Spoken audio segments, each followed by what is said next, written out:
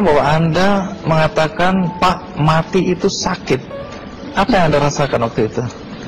Rasa dada sesak, terus sakitnya tuh seperti ditusuk pedang, terus seperti kulit binatang dikuliti gitu. Hidup-hidup. Sakit sekali waktu itu rasanya. Sakit sekali. Terus di dada saya terasa sesak. Setelah itu paman saya mengajar saya mengucap kalimat thayyibah, terus mengucap doa kalimat syahadat, asyhadu an la ilaha illallah wa asyhadu anna muhammadar rasulullah. Apa betul waktu roh Anda itu dicabut dari kaki itu, ya, Anda bisa melihat jasad Anda? Sempat saya melihat jasad saya pada waktu itu, tapi sebentar. Setelah itu saya dibawa pergi oleh dua orang malaikat ini. Dan pada waktu itu saya ingin ketemu sama ayah saya. Kebetulan ayah saya sudah meninggal. Dan suatu ayah saya meninggal, dia berusia 55 tahun. Setelah saya ketemu di sana, dia tuh berusia muda. Kok muda? Berusia 17 sampai 20 saya perkira. Anda sempat ngobrol dengan ayah? Sempat. Apa yang Anda sampaikan? Waktu itu ayah nangis. Ayah saya bilang, kenapa kamu kesini nak? Pulanglah, di rumah tidak ada orang. Kasihan lihat ibumu dan adik-adikmu. Tidak ayah, janjiku sama Allah sudah sampai. Dan pada waktu itu ayah saya menangis.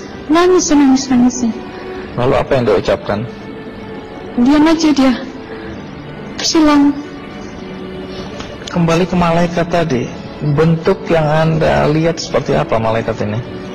Dia ini laki-laki, tapi mukanya sama semua. Berapa malaikat? Dua. Iya. Fisiknya seperti apa? Seperti berserban, berpakaian ihram, mukanya sama. Wajahnya seperti apa? Wajahnya sulit saya gambarkan. Yang jelas dia ini sama, dua-dua itu sama rupanya. Apakah ada ucapan dari dua sosok yang Anda anggap malaikat itu? Ada. Apa kata mereka?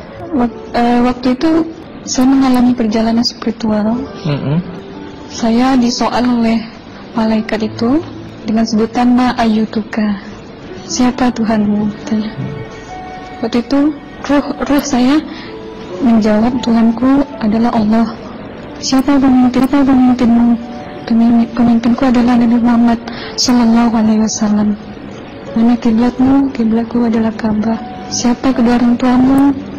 Siapa saudara maramu? Terus saya diperjalankan. Setelah itu kedua orang malaikat ini memimpin tangan saya, tangan kiri saya, membawa saya ke satu tempat, menduduki saya di sebuah kursi. Pada waktu itu kursinya tuh empuk, mungkin 8 busanya ya, cantik. Terus di sana saya duduk.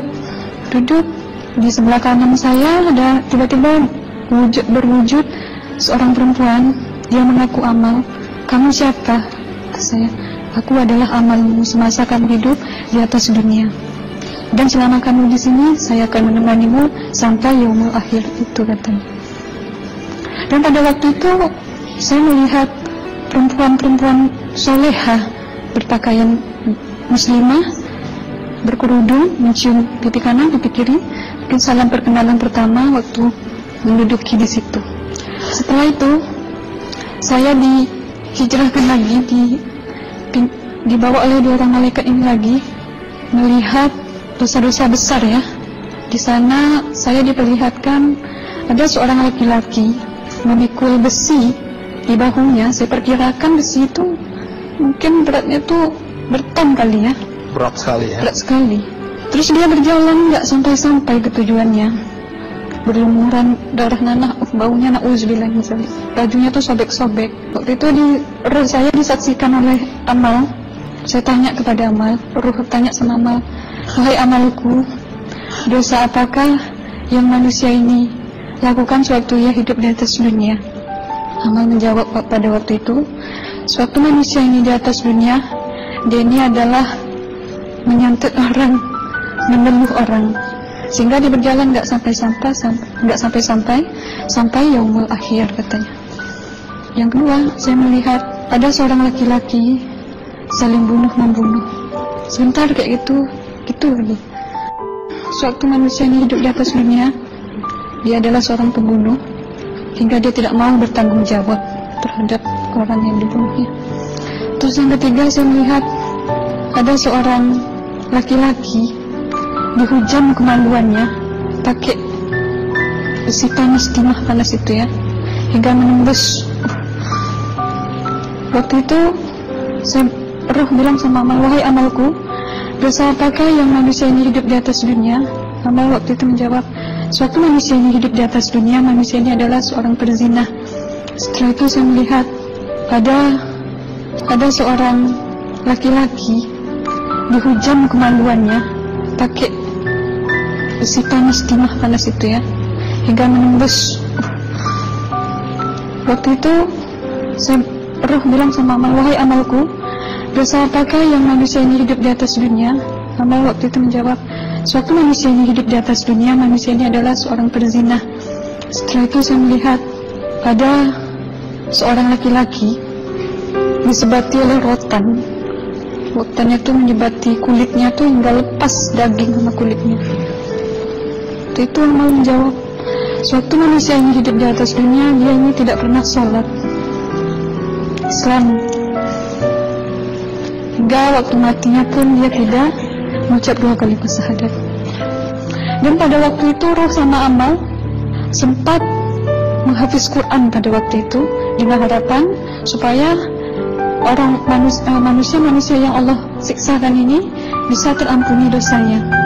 Jadi masih sempat waktu itu ya? Iya, roh sama amal yang menghafis Quran, bertahzim, bersalawat, baca ayat 1000 dinar, membaca Yasin. Tapi sayang,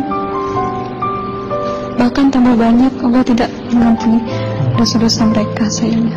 Setelah itu, akhirnya yang terakhir kali berzikir. Zikir saya pada waktu itu, subhanallah, walhamdulillah, wa la ilaha illallah, wallahu akbar, la hawla wa la quwwata illa billahil aliyyil azim. Sekuat-kuatnya nada saya berteriak. Tiba-tiba saya merasakan detik jantung ya. Waktu itu mungkin paman saya yang menyaksikan. Itu saya koma. Disitulah sebenarnya Anda kembali ke jasad ya? Iya, benar. Jadi banyak sekali Anda menyaksikan kejadian-kejadian di alam sana ya. Nah, menarik karena waktu kami menghubungin Mbak Aslina, pada dasarnya Mbak Aslina keberatan menceritakan kembali kisahnya.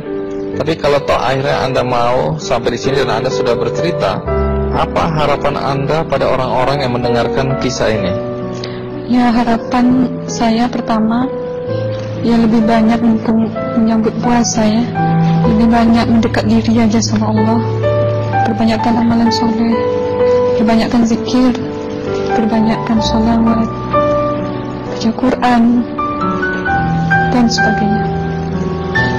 Itu harapan Anda ya? Iya. Baik, terima kasih Mbak Aslina ya, sudah datang dari Bengkalis untuk menceritakan kisah ini.